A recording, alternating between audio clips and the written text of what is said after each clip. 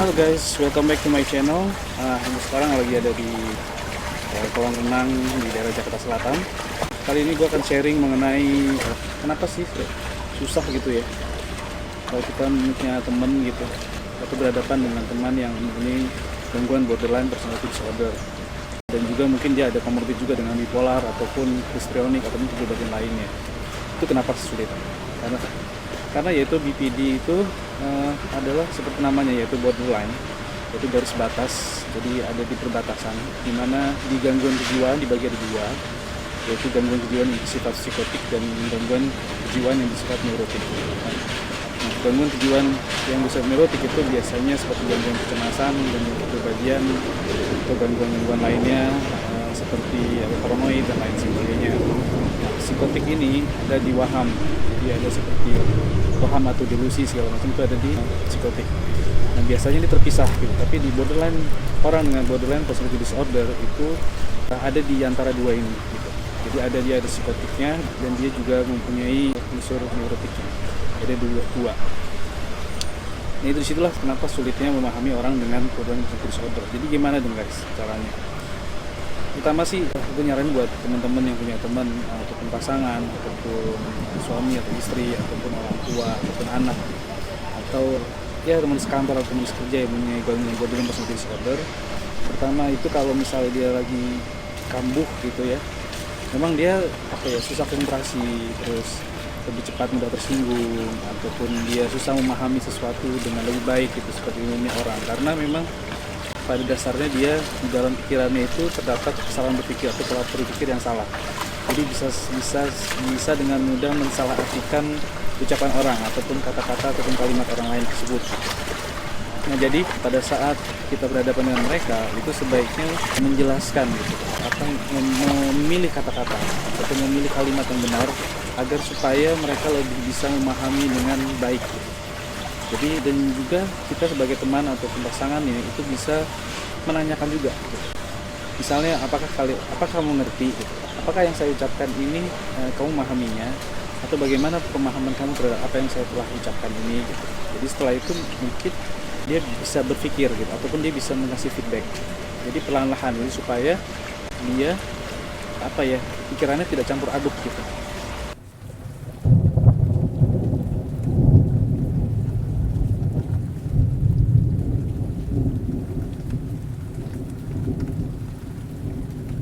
Wahamnya bisa dikurangi atau delusinya bisa dikurangi gitu. Jadi dengan cara seperti itu, karena dia juga ada gangguan kecemasan dan juga gangguan paranoid gitu. Dia ada rasa curiga sama orang ataupun cemas karena dia nggak mampu ataupun nggak bisa atau tidak berharga. Maka lebih baik pada sebelum kita ucapkan sesuatu, kita beri penghargaan dulu pada dia.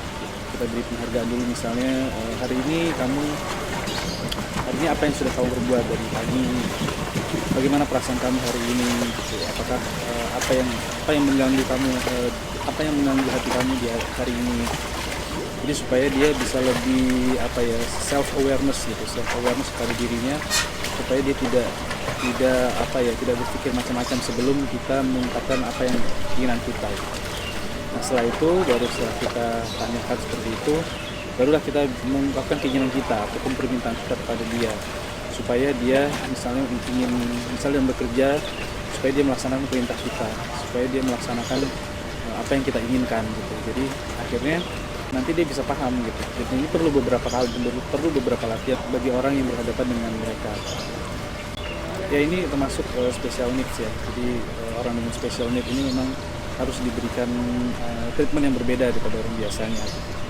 Kita mungkin guys cara-cara bagaimana kita menghadapi seorang borderline personality disorder. Dan tidak lupa saya bilang tadi bahwa seorang borderline personality disorder itu juga sangat membutuhkan psikoterapi ya. Psikoterapi supaya dia bisa lebih stabil. Dan juga dia juga butuh medikasi jika dia memang ada komorbid dengan gangguan lainnya. Jadi dia perlu obat-obatan farmakologi. Dan itu akan membantu dia untuk mengurangi waham ataupun delusinya, dan juga mengurangi rasa kecemasan, misalnya paranoid ataupun kepribadian atau trauma-trauma inner child dia. Setelah itu bagaimana cara kita untuk berhadapan dengan seorang dengan borderline personality disorder? Yang pasti harus lebih sabar dalam berinteraksi ya, lebih sabar dan tidak terburu-buru dalam berinteraksi karena dia perlu waktu untuk memproses gitu, perlu waktu untuk memproses kalimat ataupun kata-kata kita yang dilontarkan kepada dia, memproses di otaknya itu lebih lama daripada orang biasa.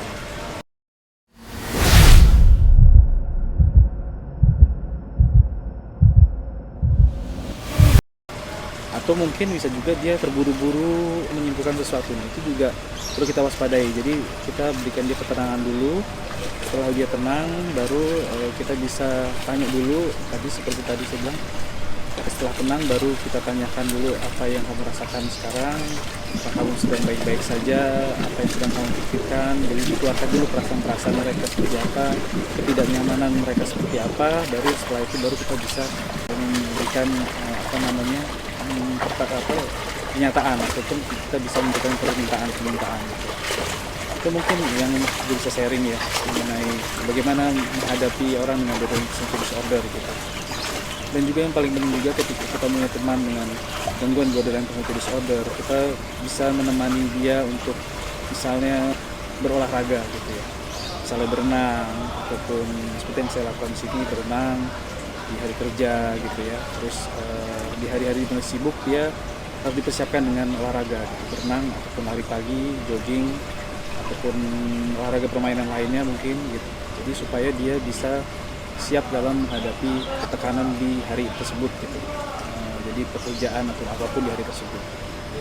Nah, jelas olahraga yang sebaiknya atau disarankan untuk seorang dengan borderline personality disorder adalah olahraga yang high impact. Kalau misalnya berenang, dia harus bisa melakukan misalnya 10 putaran ataupun berapa jam. Kalau permainan dia harus sampai kelelahan. Kalau bela diri dia harus sampai merasa berdaya lagi untuk melakukan sesuatu gitu. Jadi otot-ototnya ataupun badannya terasa sangat lelah gitu. Nah, itu baru dia bisa malah menjadi normal gitu. Jadi secara serotonin ataupun dopaminnya, hormon-hormon kebaikannya semua itu menjadi lebih normal gitu dari sebelumnya gitu, sebelum dia berolahraga.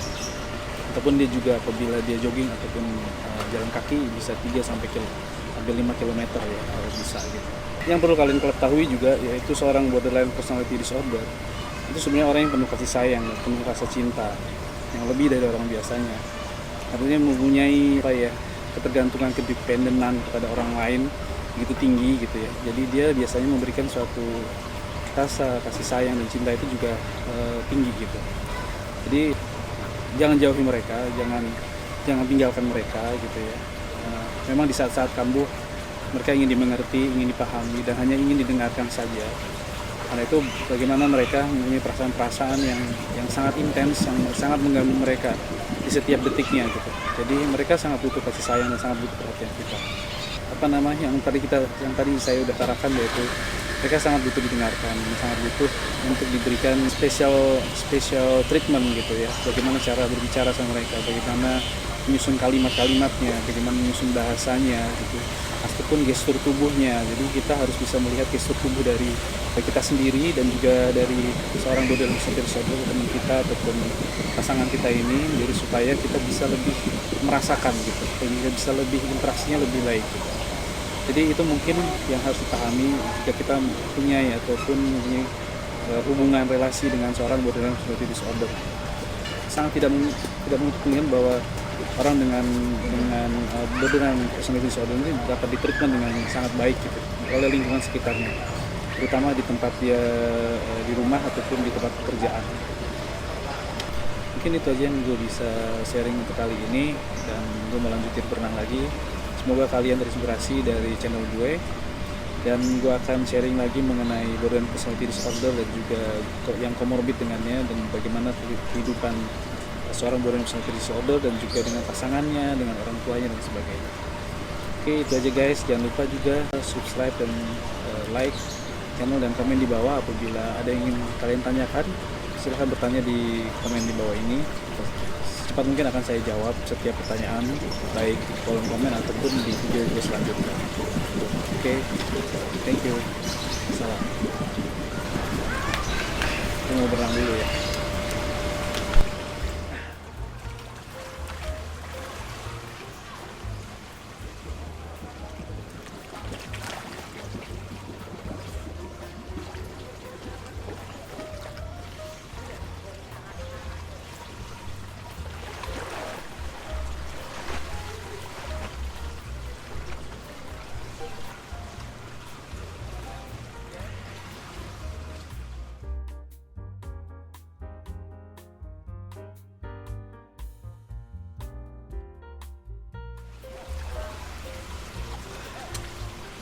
Kali